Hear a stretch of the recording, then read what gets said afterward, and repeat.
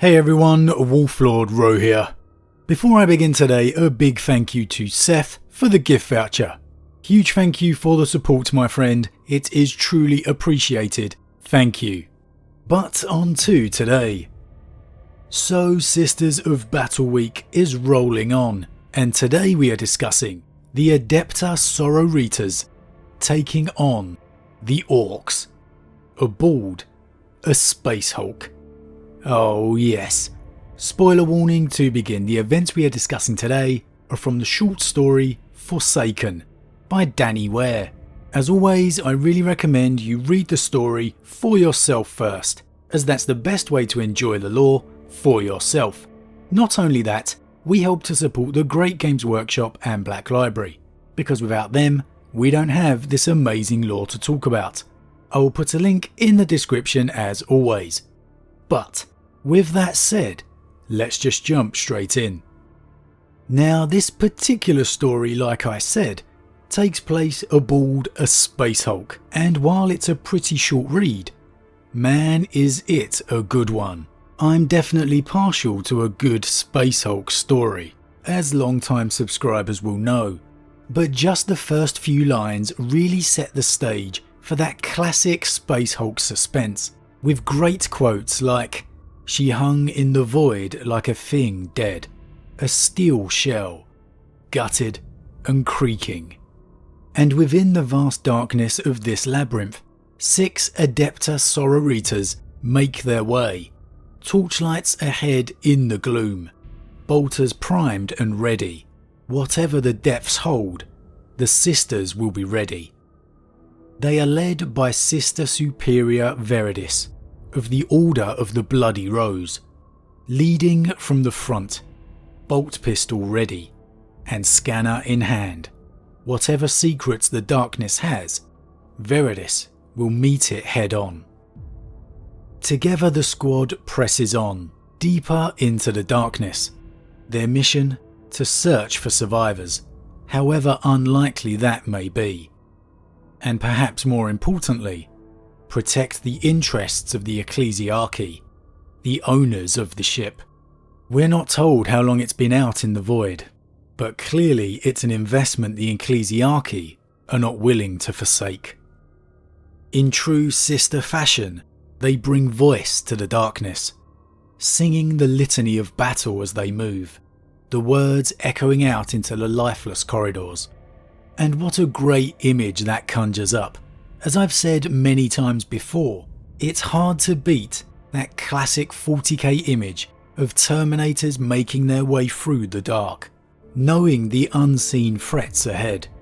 But here, Sisters of Battle instead, and one of their voices singing out as they go. What a great image.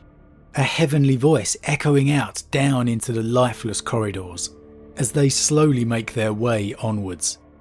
With all the new media projects going, this has got to be one for the future. Or better yet, a nice new twist on the classic Space Hulk games. And sure, singing may not be the best tactical decision, but the words of the Emperor keep their spirit strong as they go.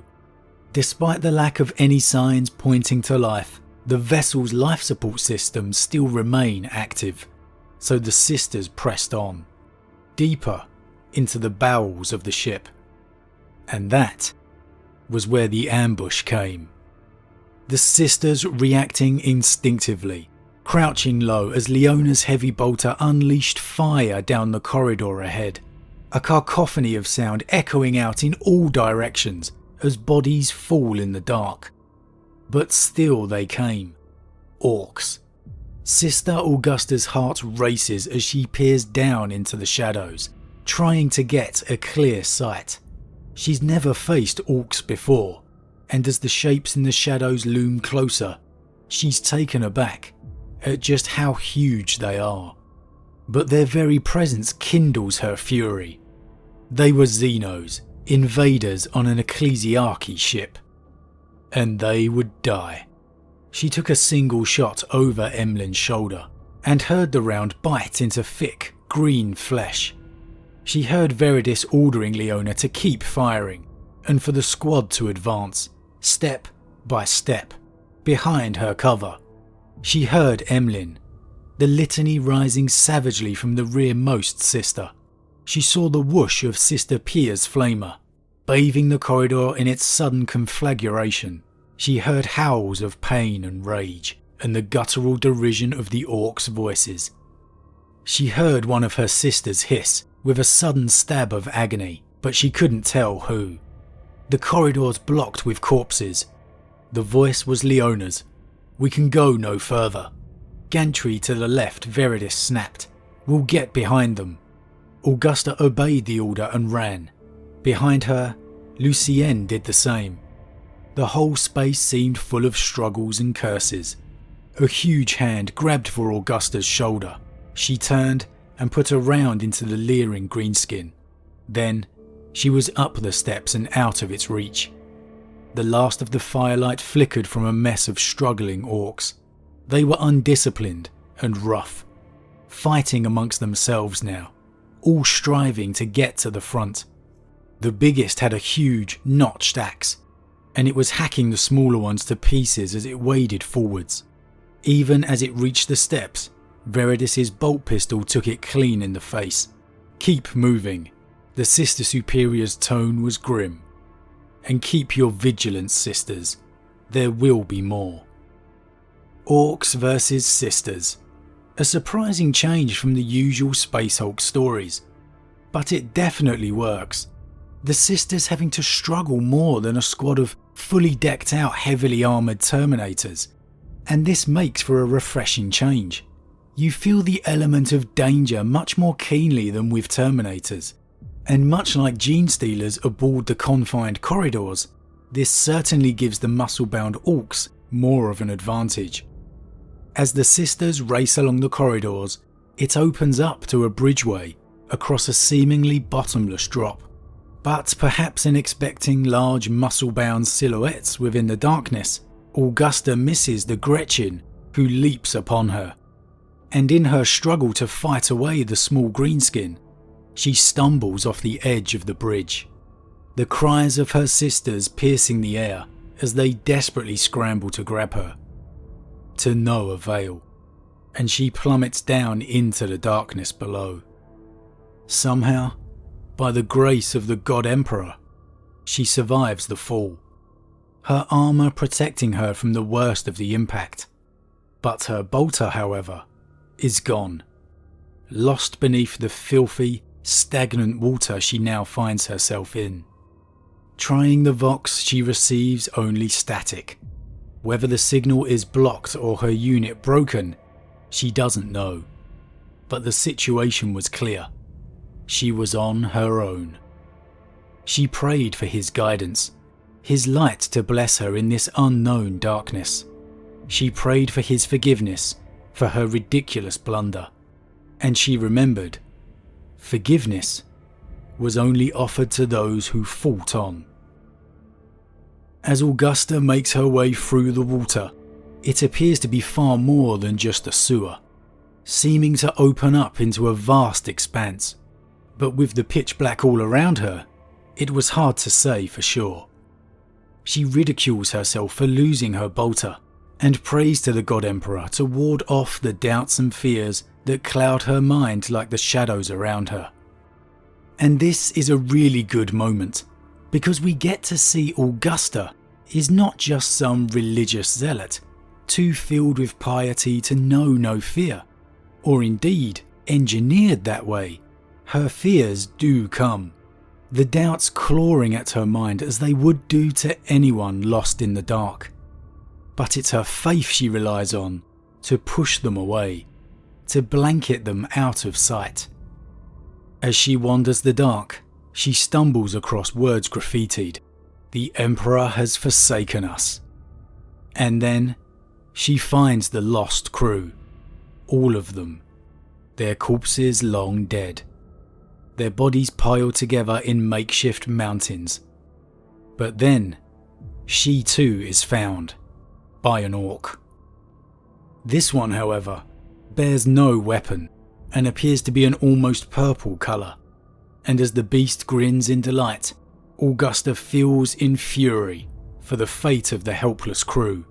and with just a knife to hand, she leaps at the greenskin. With the dagger between her fingers, Augusta lands her blow straight to the beast's eye, it popping out the socket with a wet squelch. But this was an orc, and the beast came at her again, landing blow after blow, her armour clanging and denting with each thunderous fist. And despite her best attempts at retaliating in the openings that she can, it seems fruitless.